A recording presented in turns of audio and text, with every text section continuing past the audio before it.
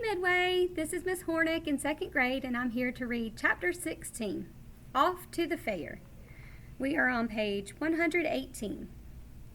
The night before the county fair, everybody went to bed early. Fern and Avery were in bed by 8. Avery lay dreaming that the Ferris wheel had stopped and that he was in the top car. Fern lay dreaming that she was getting sick in the swings. Lurvy was in bed by 8:30. He lay dreaming that he was throwing baseballs at a cloth cat and winning a genuine Navajo blanket. Mr. and Mrs. Zuckerman were in bed by 9. Mrs. Zuckerman lay dreaming about a deep freeze unit. Mr. Zuckerman lay dreaming about Wilbur. He dreamt that Wilbur had grown until he was 116 feet long and 92 feet high, and that he had won all the prizes at the fair and was covered with blue ribbons and even had a blue ribbon tied to the end of his tail. Down in the barn cellar, the animals, too, went to sleep early, all except Charlotte. Tomorrow would be fair day. Every creature planned to get up early to see Wilbur off on his great adventure. When morning came, everybody got up at daylight. The day was hot. Up the road at the Arable's house, Fern lugged a pail of hot water to her room and took a sponge bath. Then she put on her prettiest dress because she knew that she would see boys at the fair. Mrs. Arable scrubbed the back of Avery's neck and wet his hair and parted it and brushed it down hard till it stuck to the top of his head, all but about 6 hairs that stood straight up. Avery put on clean underwear, clean blue jeans, and a clean shirt. Mr. Arable dressed, ate breakfast, and then went out and polished his truck. He had offered to drive everybody to the fair, including Wilbur. Bright and early, Lurvy put clean straw in Wilbur's crate and lifted it into the pig pen. The crate was green. In gold letters it said, Zuckerman's Famous Pig. Charlotte had her web looking fine for the occasion. Wilbur ate his breakfast slowly. He tried to look radiant without getting food in his ears. In the kitchen, Mrs. Zuckerman suddenly made an announcement. Homer, she said to her husband, I'm going to give that pig a buttermilk bath. A what? Said Mr. Zuckerman. A buttermilk bath. My grandmother used to bathe her pig with buttermilk when it got dirty. I just remembered. Wilbur's not dirty, said Mr. Zuckerman proudly. He's filthy behind the ears, said Mrs. Zuckerman.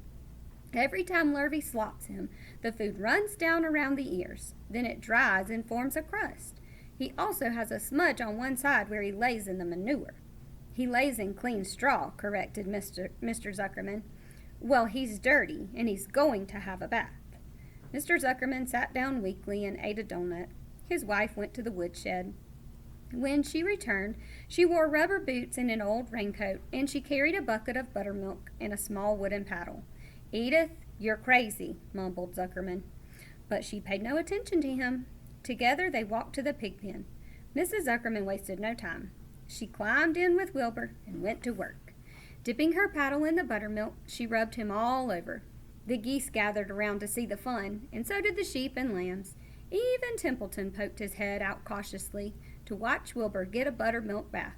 Charlotte got so interested, she lowered herself on a dragline so she could see better. Wilbur stood still and closed his eyes. He could feel the buttermilk trickling down his sides. He opened his mouth and some buttermilk ran in. It was delicious. He felt radiant and happy. When Mrs. Zuckerman got through and rubbed him dry, he was the cleanest, prettiest pig you ever saw. He was pure white, pink around the ears and snout, and smooth as silk. The Zuckermans went up to change into their best clothes. Lurvy went to shave and put on his plaid shirt and his purple necktie. The animals were left to themselves in the barn. The 7 goslings paraded round and round their mother. Please, please, please take us to the fair, begged a gosling. Then all 7 began teasing to go. Please, please, please, please, please, please. They made quite a racket. Children, snapped the goose. We're staying quietly, iatly at home. Only Wilbur, Ilber is going to the fair. Just then Charlotte interrupted. I shall go too, she said softly. I have decided to go with Wilbur. He may need me. We can't tell what may happen at the fairgrounds. Somebody's got to go along who knows how to write, and I think Templeton better come too. I might need somebody to run errands and do general work. I'm staying right here, grumbled the rat. I haven't the slightest interest in fairs. That's because you've never been to one, remarked the old sheep. A fair is a rat's paradise. Everybody spills food at the fair. A rat can creep out late at night and have a feast. In the horse barn you will find oats that the trotters and pacers have spilled. In the trampled grass of the infield you will find old discarded lunch boxes containing the foul remains of peanut butter sandwiches, hard-boiled eggs, cracker crumbs, bits of donuts, and particles of cheese. In the hard-packed dirt of the midway, after the glaring lights are out and the people have gone home to bed, you will find a veritable treasure of popcorn fragments, frozen custard dribblings, candied apples abandoned by tired children, sugar fluff crystals, salted almonds, popsicles, partially gnawed ice cream cones, and the wooden sticks of lollipops. Everywhere is loot for a rat, in tents, in booths, in haylofts. Why, a fair has enough disgusting leftover food to satisfy a whole army of rats. Templeton's eyes were blazing. Is this true? He asked. Is this appetizing yarn of yours true? I like high living, and what you say tempts me. It is true, said the old sheep. Go to the fair, Templeton. You will find that the conditions at a fair will surpass your wildest dreams. Buckets with sour mash sticking to them, tin cans containing particles of tuna fish, greasy paper bags stuffed with rotten. That's enough, cried Templeton. Don't tell me any more. I'm going. Good, said Charlotte, winking at the old sheep. Now then, there's no time to be lost. Wilbur will soon be put into the crate. Templeton and I must get in the crate right now and hide ourselves. The rat didn't waste a minute.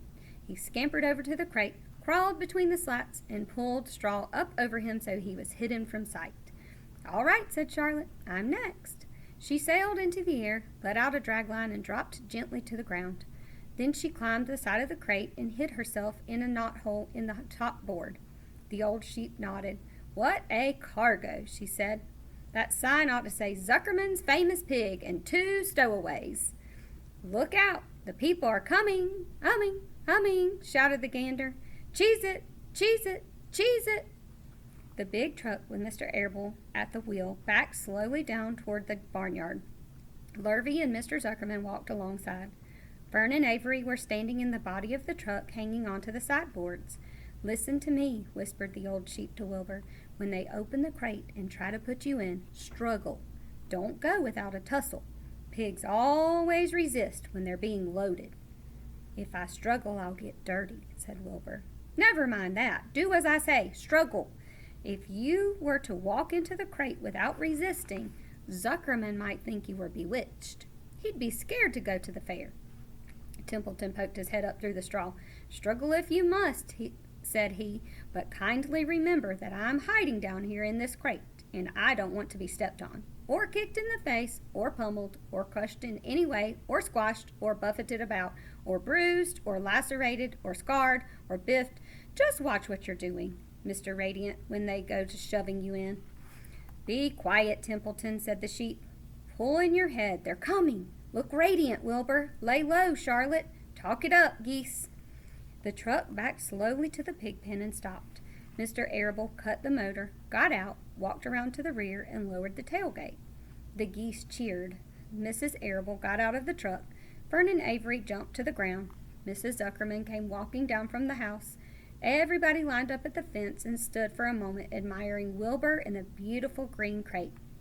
Nobody realized that the crate already contained a rat and a spider. That's some pig, said Mrs. Arable. He's terrific, said Lurvy.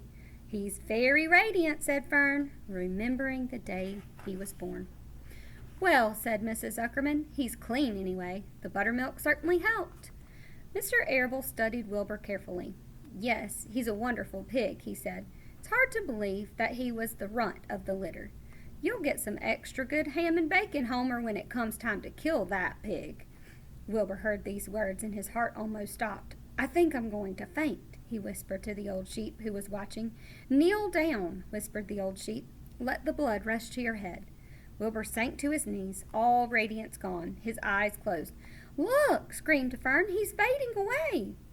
Hey, watch me, yelled Avery, crawling on all fours into the crate. I'm a pig! I'm a pig! Avery's foot touched Templeton under the straw. "What a mess," thought the rat.